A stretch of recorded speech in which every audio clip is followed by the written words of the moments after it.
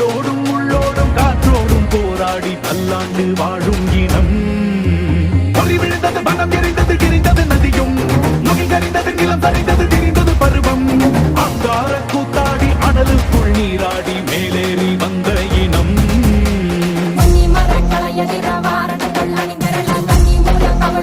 காலம் சொல்லுதே பழையில் சுத்தும் அந்த வெட்டுருதி பார்க்கையில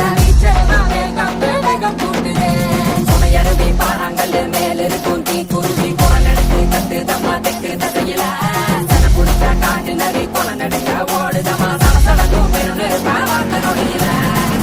இரு தோல் எடுத்து வா குருவாள் எடுத்து வா ஒரு சூடு எடுத்து வா.